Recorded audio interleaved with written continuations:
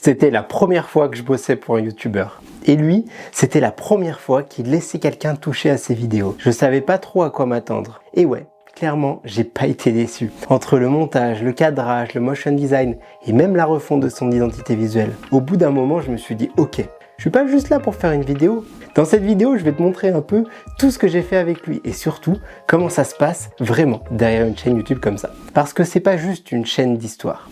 Moi c'est Walex, cadreur, réalisateur, je bosse avec des créateurs et je m'occupe pas juste des vidéos, mais de tout ce qu'il y a autour. Si ça t'intéresse de savoir comment ça se passe derrière une chaîne YouTube, tu peux t'abonner. Ce youtubeur, c'était la Forge d'Aslak. Et à ce moment-là, ça faisait un moment déjà que je faisais des vidéos de mon côté. Je pensais à peu près savoir comment ça marchait. Et en fait, pas du tout. Parce que là, c'est plus pareil. C'est plus je fais ma vidéo dans mon coin. Là, t'as quelqu'un d'en face avec un sujet, une manière de faire et des attentes. Au début, je me disais, ok, tu vas faire du montage classique. Je récupère les images, je fais un truc propre, terminé, pas très compliqué. Sauf que très vite, je vois que le montage, c'est juste une toute petite partie du truc. Parce qu'avant même d'ouvrir le logiciel, il y a des choix. L'écriture, le rythme, comment tu racontes et surtout ce que tu racontes ou pas. Et là, tu peux pas faire n'importe quoi parce que c'est une chaîne qui parle d'histoire. Si tu te plantes, ça se voit direct. Donc tu es obligé d'être propre. Mais pas joli, propre, utile. Et là, ça change ta manière de bosser. Parce que là, tu bosses plus pour toi. Tu bosses pour quelqu'un et pour des gens qui ont une attente précise. Et c'est là que je commence à avoir un autre truc. Le problème, c'est pas vraiment le montage.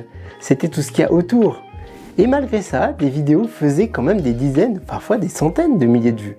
Le sujet marche, les gens cliquent, mais il ne reste pas toujours. Et là, on met un doigt sur un truc important.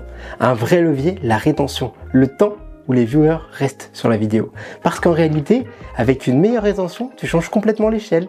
Tu passes pas de 0 vues à 50 000 vues. Tu passes de plusieurs dizaines de milliers à plusieurs centaines de milliers. Très vite, on enchaîne les montages. Lui, ça lui libère du temps pour écrire. Et moi, je commence à bosser sur des vidéos qui ont un réel impact. Et là encore, je vois un truc.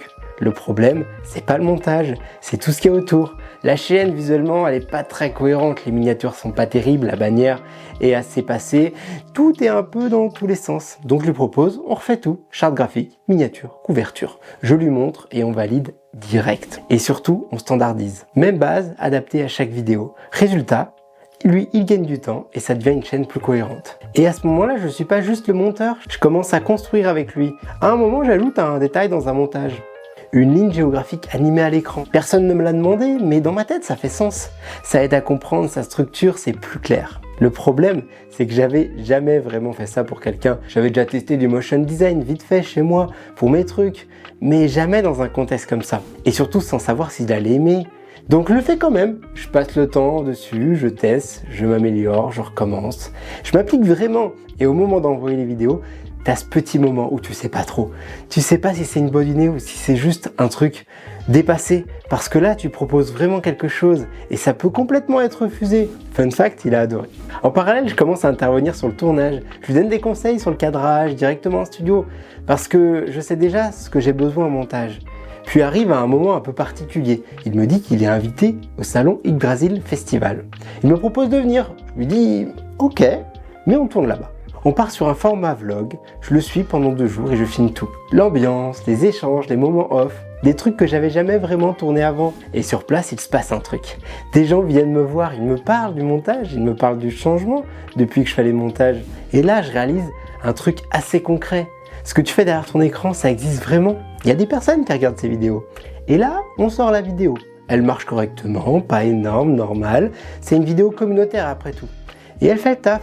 Et surtout, elle déclenche un truc que j'avais pas du tout prévu. Quelques jours après, je reçois un message. Et là, vraiment, je m'y attendais pas. C'était pas un abonné, c'était pas un créateur non plus d'ailleurs.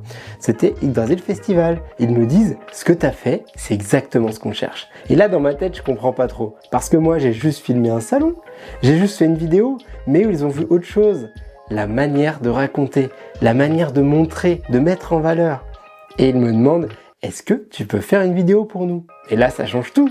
Je le fais assez vite, avec les images que j'avais déjà faites. Et derrière, ça s'arrête pas. Je commence à bosser avec eux plusieurs fois, sur plusieurs années. Photos, vidéos, gestion de photographe. Et tout ça à partir d'un projet YouTube, où à la base, je devais juste faire du montage. Et c'est là que je comprends un truc important. Les gens n'achètent pas une vidéo, ils achètent une manière de comprendre un projet et de la raconter. Et ça, je l'ai appris là. C'est ce moment-là qui m'a fait comprendre comment ça marche vraiment. Pas YouTube côté créateur, c'est moi, je le connais, mais côté production, ce qui capte, ce qui retient, ce qui transforme une vidéo en opportunité. Et c'est exactement ce que j'ai continué à creuser derrière, au point où aujourd'hui, c'est une partie de mon métier.